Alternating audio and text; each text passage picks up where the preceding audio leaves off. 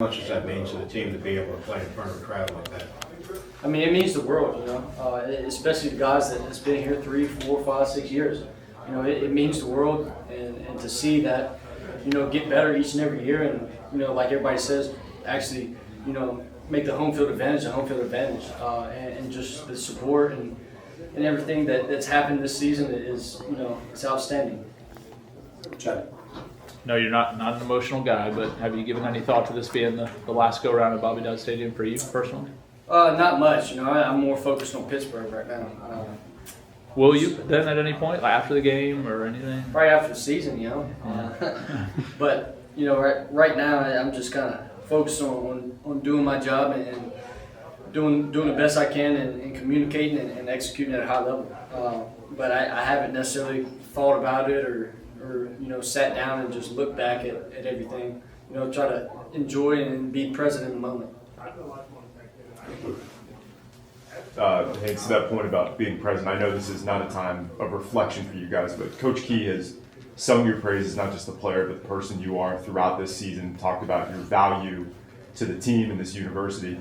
How would you describe that relationship with him and really throughout this entire season when an entire country has kind of jumped on and been captivated by your story and what this team has done? Oh, for sure. I mean, one is just being yourself, and then two, just surrounding yourself with like-minded people that want the same thing, want the same common goal, want to do it the right way. And when you do that, you're surrounded by like-minded people, and y'all create like a strong team. How we do right now, individually, like I wouldn't say we're by the charts that we're like one of the best teams individually. Like I feel like we're one of the best teams though collectively, in what we do it and how we do it.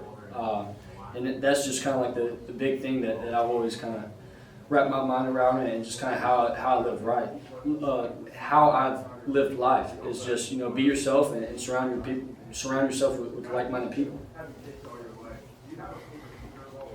Coach, he's talked about it a couple of times this week to play Malik screenplay on Saturdays, and he talked about you kind of sprinting by everybody, I think reaching a new top speed.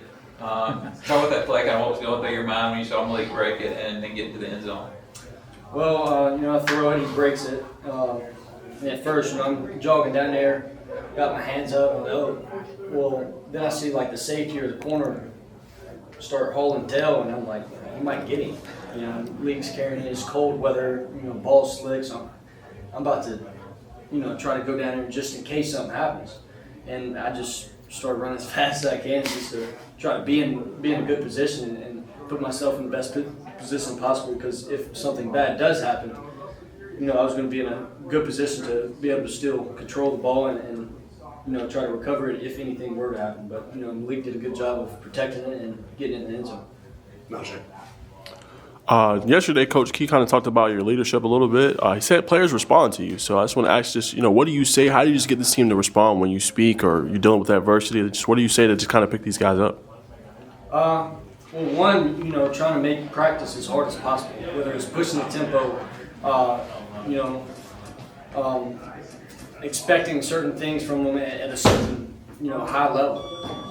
And if practices are the hardest thing, if practices are harder than a game, then a game is going to be easy, and you're just out there having fun. But like I said, just pushing those guys to the limit, whether it's practice or the way that they prepare, walk through the same way. And, if we're doing that, and then afterwards, go talk to them, like, hey, what were you thinking here? Or, like, hey, did you see when I did this? Like, I want to know. I want you to know, like, why I'm doing this. Like, I want to push the tempo. I want people to chase the ball.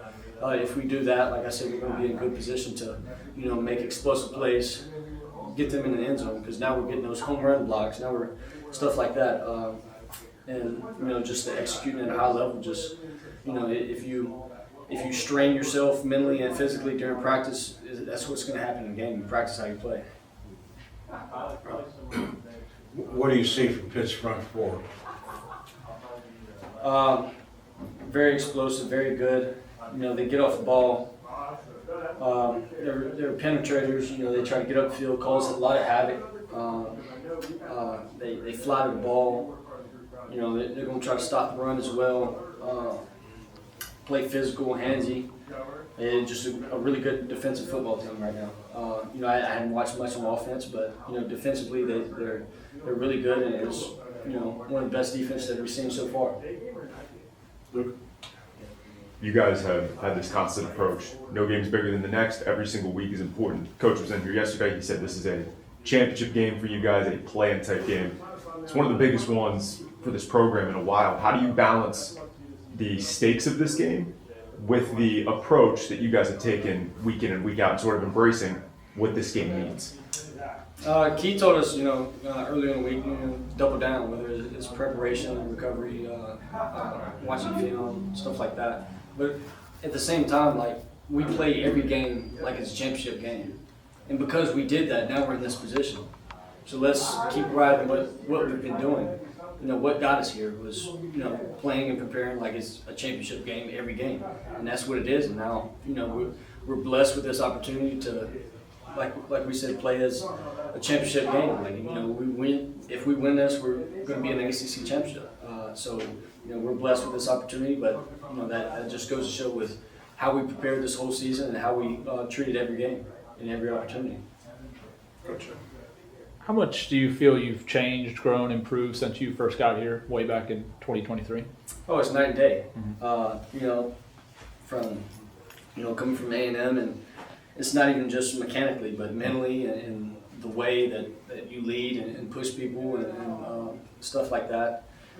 It's night and day of how I improved as a player and also as a person. How would you describe what it's like playing a game at Bobby Dodd Stadium, particularly at night? Coach called it the greatest venue in prime time in sports. How do you describe it? To me, it's an honor and blessing. Just go out there and play in the same stadium as all these great players and great coaches have been in. Just to be in that same stadium and be in that same atmosphere, and then, like I said, the night game it's nothing like it. Being in the city of Atlanta, you got skyline in the background, all the lights, and the atmosphere is going to be great, especially coming this week with senior night. You talked about Malik. Do you feel like his best trait is the ability to make that first guy miss, and then he takes advantage of his speed? 100%. But I say that's not even like his only or his only best trait. He obviously with the ball in his hand, he's very explosive. But he also blocks on the perimeter. He's savvy enough. He knows where to line up. He communicates with people. Everybody's on the same page. Just having them out there just kind of gives you another level of communication because of his, the savviness and his experience out there. And he's, means a lot when he's out there on the field because, like I said, anything can turn into a home run. And, everybody that's going to be around him, they're going to be on the same page, lined up the right way, and stuff like that. Your parents gonna be able to make the game on Saturday? Yes. What have your conversations been like with them throughout the course of this year, your final year of ball, just talking with them about life and football and everything? Just talking about it. Dad, he's more focused on, making sure I know that I still have a job to do, and I'm still focused, not too worried about everything else. And same with my mom. She's more focused on making sure I'm there in the present rather than worry about everything else and who I'm talking to and stuff like that. Just being the present and this is what you've dreamed of your whole life. So go out there and do what you do and work hard and everything will handle itself. Anything else? Luke? Before the season started, Malik was a guy from that receiver in the tight end room that had a lot of production to his name already. There was a lot of unknowns with different guys in that, with the receiver. How would you sort of describe the growth of that unit as a whole with different guys throughout the year being Eric, Isaiah, Dean, Zion, whoever, stepping up throughout this season and kind of making this offense more dynamic?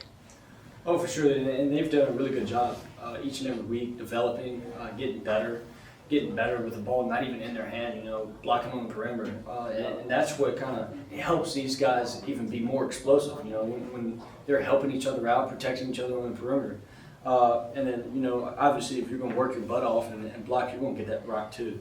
We're going to find a way because you're doing your job, you're doing what you're supposed to do, like we're going to try to reward you. But just their ability to, step in when somebody goes down and not miss a beat. It just shows their preparation level, the way they practice, the way they show up each and every day trying to get better. Even though, like you said, at first, like Malik and all them, like they were the guys, and then, one of them goes down, like it shows up with how you prepare, how do you work every day, how do you, what is your mental state in? Like, are you preparing like you're a starter, or are you preparing like you're going to play, or you just kind of messing around like, oh, I'm a freshman? Like, no, those guys come in there and work every day and try to get better. Anything else?